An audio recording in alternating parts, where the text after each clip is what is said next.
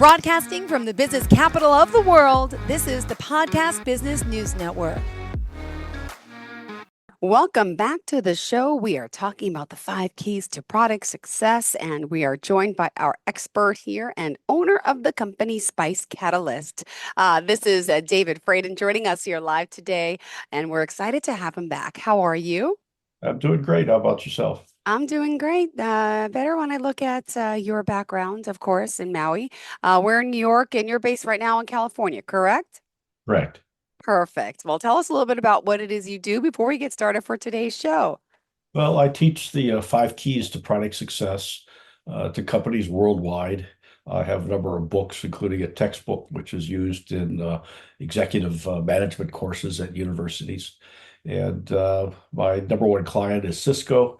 And between myself and my instructors, we've trained about half of all the product managers at Cisco worldwide, not only in the United States, but also in Europe and in India and in China. Beautiful. And we're excited you're back. We got to urge everyone to reach out to contact you all. That's spicecatalyst.com. Is that the best way we can reach you? Yep, and connect with me on LinkedIn. Just search for my name. And if you're interested in my books, just search for my name on Amazon, pretty much any place in the world. There's even a translation of one of the books into Vietnamese. Oh, beautiful. Well, thank you for sharing that. And by the way, books, plural, there's plenty of them. You could also just go to the website and find a link there. Google his name. And here you are talking about, the product marketing that you do, the consulting, the management, the training. And we're excited to have you back to discuss more today about our training and, should I say, product strategy is the word I'm looking for. And Right. to keep in mind, we're here talking about that. We started last week talking about the product market strategy, went over the importance of values, the vision, your mission statement, understanding the customer, and being innovative. Now, for today, we're going to continue that show. Do you want to give a little recap to what we were discussing and then bring it into life now to our target customer? Well, we started talking about some of the key 32 components of a product market strategy. And the 5 keys to success is embodied in the mnemonic SPICE, hence the name Spice Catalyst. Yeah. The S stands for strategy, the P stands for repeatable processes, the I stands for having the information necessary to get the job done, the C stands for understanding the customer, and the E is making sure that your employees and your consultants, between all of them, you have all 130 competencies or skill sets in order to have successful products. And why this is so important is about 35% of all new products each year fail in the marketplace, which represents a waste of about $1 trillion or more per year. Wow. So you already mentioned the key components of the first part of the product market strategy. And what I wanted to talk about today is personas, market and competitive research, how to do that, and some technology insights into some of the major things that will be affecting our businesses and our societies over the next few years. Perfect. All right. Well, thank you for sharing that. And we're excited to get started. And let's talk about the personas aspect first and about bringing to life the target customer, right? Yes. And the key here is that we're talking about the product market strategy. Market is like a grocery store, it's a place where you go to buy something. Marketing is the act of trying to get people to go to that store and buy your product. But you can't have a good marketing plan unless you also have a product market strategy plan. And the first part of that is the persona, which brings to life the target customer. Mm-hmm. Recall when I took over as the group product manager for the Apple III, I asked a bunch of the marketing people, many of them who had MBAs in the marketing departments at Apple, who did you build this product for? What's the persona? Who's the target customer? And none of them could answer that question. So I then went downstairs in the Triangle building, which is along Mm-hmm. Highway 280 and Lawrence Expressway in San Jose. And in the basement was a guy by the name of Jeff Raskin, Raskin. And Jeff was one of the key architects of the Apple III. He also Wow. was key architect of the Macintosh, Wow. which Steve after he got fired as the product manager for the Apple III, for which I took over a couple, three product managers later, went and took over the Macintosh vision of a graphical user interface and a mouse, which had never been done on a PC before, except at a little bit at Xerox PARC, Wow. the Palo Alto Research Center at Xerox. So I went down to talk to Jeff. Who did you make this product for? And he described to me the persona of the office worker and the small and medium business worker because there were severe technological limitations what the Apple II could do. For example, it was very difficult to type a sentence because there was no cap key so that you could Oh, capitalize a sentence. You had to press a coordination of a bunch of keys in order to get a capital at wow. the beginning of the sentence. If you wanted to print something that was letter quality back then, we had thermal printers and ink, what do I call them? It was ink, but it was pounded ink, not inkjets. It didn't, Wow. yeah, or a selectric typewriter, which was letter quality, and it could not support a selectric typewriter type of printer. Laser printers didn't exist yet. It also had a severe limitation on memory. It also could not address anything over 143 kilobytes because the operating system, which was written by Steve Wozniak, was written in just a couple, 3 weeks so that Steve could go to Comdex in Las Vegas. He'd never been to Las Vegas before, and he never dreamed that mass storage would be more than 143 kilobytes. So with those limitations in mind, uh, Jeff Raskin and his team designed the Apple III product, which was built for the persona of people that work in small and medium business and in offices. So what a persona does is it tells you who's going to be buying the product. It tells Okay. you something about their demographics, and if you have it available, firmographics. For example, Cisco sales office in Germany, and at that time, it was about 10 years ago, has hundreds of products, but they don't know which products they should be going out and trying to sell in that particular geographic region. So they looked at some firmographics, which is a compilation of information from the Census Bureau, from Dun and Bradstreet, from Better Business Bureau, those kinds of things. And they found that some of their products would be best in satellite sales offices, for example, of companies that are Fortune 500 and above and have 100 people in each sales office. So they knew exactly which products they ought to be selling. They went out and they increased their sales for that sales group by like 20 or 30% over the previous year. So the persona tells you that. It also tells you what's the education level of the people that you're trying to approach, what their responsibility is in their job at wherever they're working, what's their role in their purchase, and I'll talk more about that in a moment, what their attitude Okay. towards are, what their reputation is, Mm-hmm. what are their values, fears, pet peeves? And most importantly, later for marketing, where do they get their information? Do they get it from the New York Times? Do they get it from the Washington Post? Do they get it from the Wall Street Journal? Do they get it from Twitter? Do they get it from TikTok? Do they get it from Facebook and so forth?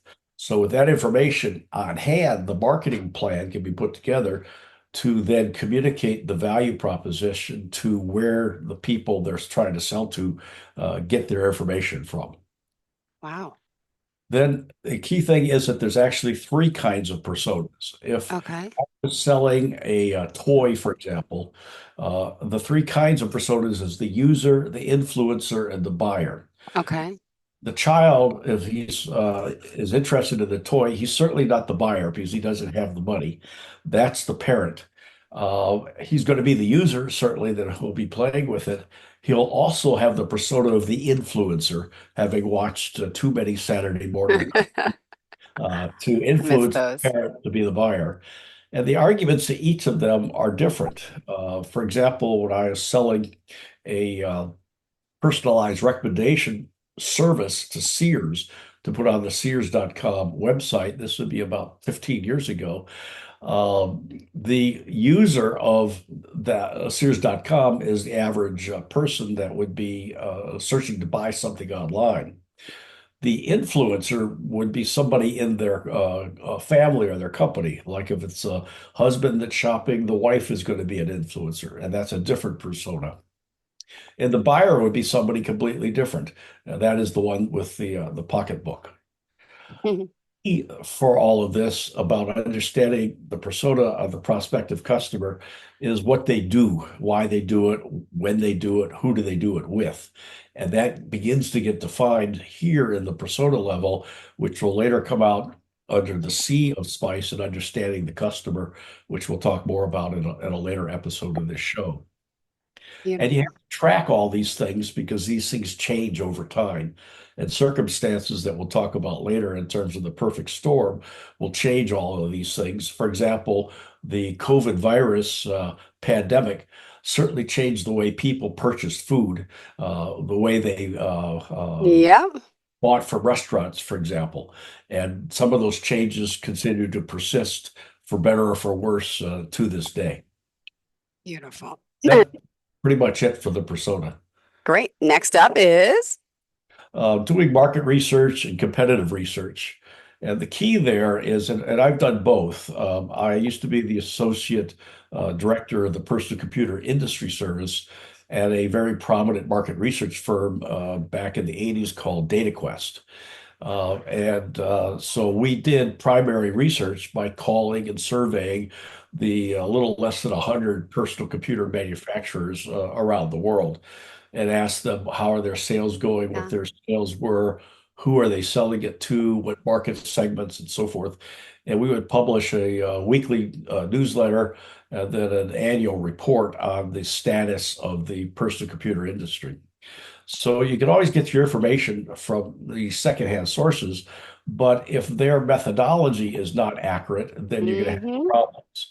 An example of that is I used to be a product manager in the information systems networks division at Hewlett Packard in the office systems group.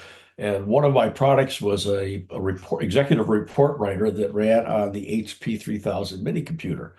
And I needed to know in order to sell this product how many HP 3000s were out there, what software was running on it, and what's the nature of the companies that they were in.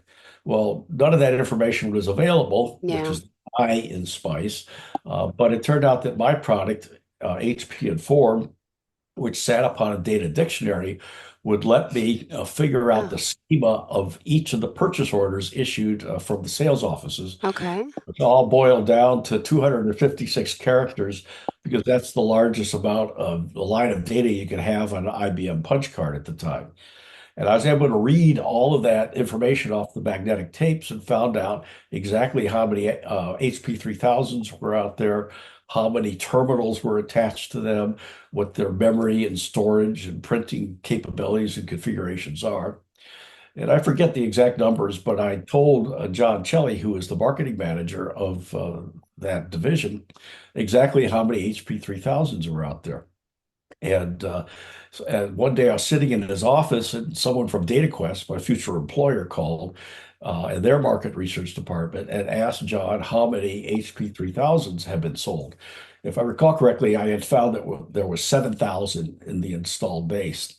He, in order to come up having the largest market share versus the Digital Equipment Corporation or Alpha General or IBM or so forth, said, "Oh, we sold 7,000." And then he finished his interview, hung up on the phone, and I said, "John, why did you say 10,000 when there's only 7,000?" He says, "I just want to have the largest market share reported by DataQuest, which helps our business." Wow. And I thought about it for a moment, and I'm saying to myself, this guy just lied for his own benefit. And I thought about it more, Yeah. where I didn't confront him with it. But let's Ooh. suppose next year there's a different marketing manager, or John forgot that he said 10,000, and next year he says 10,000 or maybe 11,000. So instead of having a real growth of 20, 30, 40, 50%, he'll have a fake growth of maybe 10% or no growth at all. And the analysts will say that the company's business is stagnating. Yeah. Second major problem with that is if I was a software developer for the 3000, and in those days, and I think it still continues today, And I found from DataQuest that there was 10,000 out there. And then I could say I want to capture 5% of the market, and my product's going to sell for X dollars, which means I'll have Y gross dollars, and I can make a profit of Z. And I take that information to the venture capitalists and say, look at all the money we can make because we know there's 10,000 HP 3000s out there. Well, we go out there and we capture 5% of 7,000, which is 3,500, and we're short 1,500 in sales, which could be millions of dollars. And a lot of people get laid off and fired because the company's not making their numbers. So that's one of the dangers of secondary market research, and why it's so important to balance that with your own primary market research, which starts first with observing what it is that your customer is doing, surveying about 40 to 80 of them. No, excuse me, interviewing about 40 to 80 of them, and then surveying somewhere between 800 and 1,200 of the target personas that you're going after. And that gives you real hard numbers that you can use to base your entire business model, your business plan on moving forward. Got it. Well, thank you for that. And also, I just want to remind people who are tuning in, hearing you talk, they're saying, who's this guy? He's the Spice Catalyst. Yeah, go to spicecatalyst.com. And we're here again with David Fradin and excited that he's here on this journey, teaching us so much. And again, we're talking about success, product market strategy. Again, for today, we're continuing that. And thank you for continuing. We still have some more time here. But I know I want to make sure we get through everything, which is hard. There's a lot. Let's continue. Well, to continue doing your market and competitive research, first you have to understand that your customers cannot tell you what they want. Mm, Because in order for a customer to know what they want, they need to know what the problem is, and they need to identify the solution. And most people are not creative enough to define the problem and the solution. And to give you an example, Henry Ford, the inventor of the cost-effective car, allegedly went out into the streets of Dearborn, Michigan, not far from where I grew up in Detroit, and he asked people, "Would you like to have a car?" Well, oh, most people back then had never heard the term car or automobile, and they said, "No, we want a faster horse." Well, if he had bothered to sit on the stoop of one of the saloons in Dearborn and drink a beer and watch people beat their horses with sticks to go faster through town, he, by observation, would realize that what they wanted was a faster horse, yeah. not a car or an automobile. Well, that mistake is also made today when people do part of their market research based upon what keywords people are Hmm. searching for, which is helpful because that can tell you what problems people are trying to solve. But if someone back then had the internet in the early 1900s and someone did a keyword search for car or for automobile, they would have found that there's absolutely no market for a car or for an automobile. And therefore, we wouldn't have all these streets and parking lots and so forth that we have today. So it's important to be creative enough from starting from observing, interviewing, surveying. And then if you do have enough data, you could use big data to analyze keywords. And you could go further and find out Wow. things people want to do by that process, then how satisfied are they with their current solution? So clearly the person on a horse was not True. satisfied because it couldn't go too fast. So Yeah. they bought the horseless carriage, and that's why we have traffic jams over the Brooklyn Bridge these days. So that level of satisfaction can be used in a formula in order to help prioritize which features there are to build for your product. And really, what Wow. you're trying to gain access and visibility into is 15 unmet needs. And Wow. before you have that, you can't have a successful product. Gosh. And you, with your background, clearly, you know success. And I know your backstory. And if you guys don't know, you got to look him up and find out more about his bio and all he's done. So you've lived it. You've had struggles though, right? I mean, and it's normal for people to go through, right? If you don't succeed, what did they say? Try again. So you got to also have that persistence. And I would just want to point that out that it is possible. You just have to work on it sometimes and get some help. Well, back in 2003, I was given credit by a major publication that followed the telecommunication industry for having invented the first advertisement on a cell phone. And I said, "Oh, this is a great idea." So I had a bunch of little funny things developed. One of them was a virtual cigarette lighter that you could see on the screen of your telephone, and we called it Encore Encore. And it was written up by the Los Angeles Times, where people went to a concert at the Hollywood Bowl and they wanted an encore, and they reached for their cigarette lighter and they forgot they had stopped smoking, but they had Encore Encore on their phones, so they turned on their phone with this virtual cigarette lighter and they waved it back and forth, calling for an encore.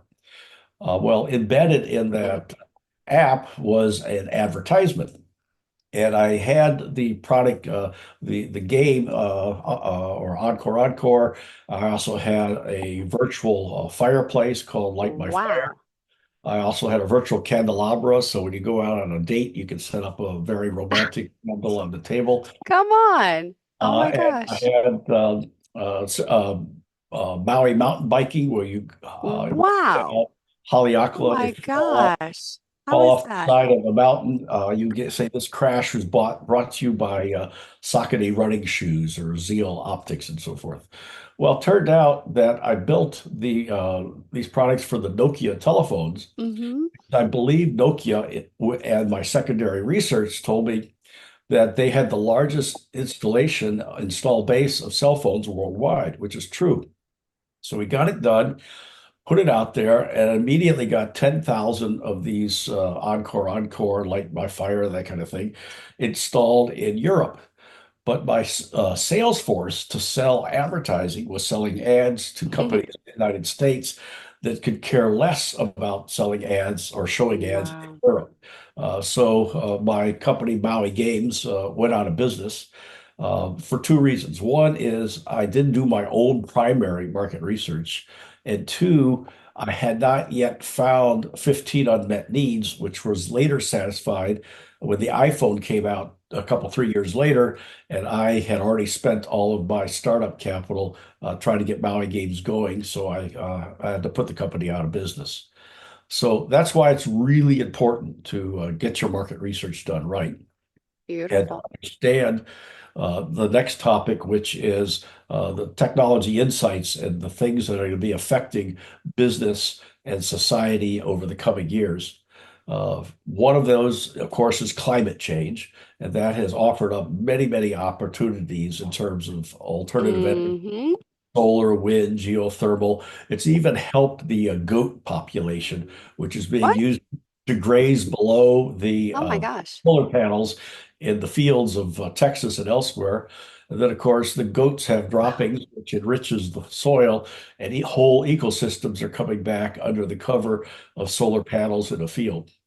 uh, Climate change in terms of carbon sequestration, climate change in terms of rising ocean levels, and so forth. All sorts of business opportunities there. Another area is autonomous vehicles. When we finally have a car that I can buy that will drive itself, I can send it out on the road when I'm in the office or at home, and it can be making money for me while I'm doing something else. And then the software will program it to come pick me up and take me home when the time comes. And then maybe if I'm smart, I'll send it out at night to make some more money for me. Uh, and if we have all these cars moving around all the time, we won't need parking lots as many. And in fact, there are people in San Francisco that I've heard of are buying parking lots and converting them into housing. Wow. Another area is food innovations. We waste about half of all of our food, which has an enormous impact upon the Ah. climate. Innovations in the development and the growth of food, the distribution of food, the consumption of food, and the proper disposal of food, moving into the future, is going to have a number of different opportunities. Of Wow. course, additional pandemics, the MNR, what was it, NRV, NRA invention, which enabled us to come out with a vaccine for COVID in what, a little over a year versus 5 to 10 years, Mm-hmm. offers additional opportunities in medicine. Gene splicing is another one. Augmented Yeah. and virtual reality is another one. Big data analytics and wisdom of the crowds is another. Another concept is a digital twin.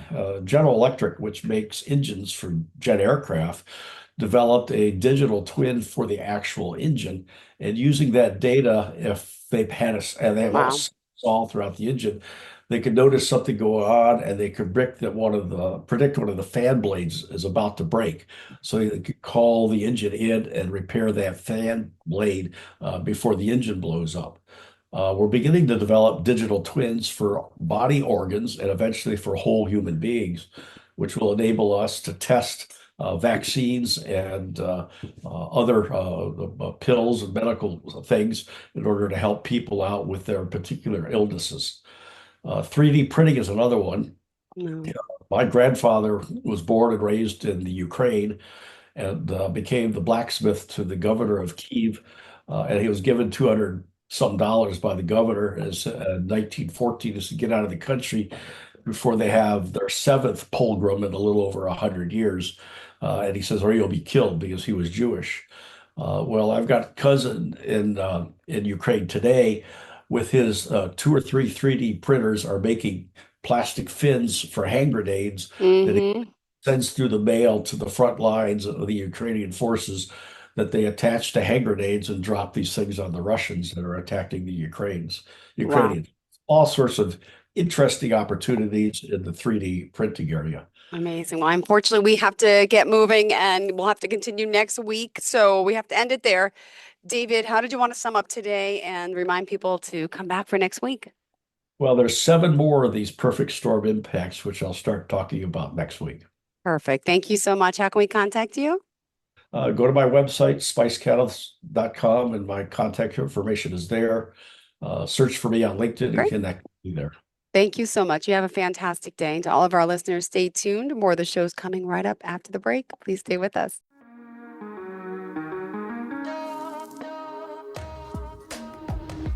Broadcasting from the business capital of the world, this is the Podcast Business News Network.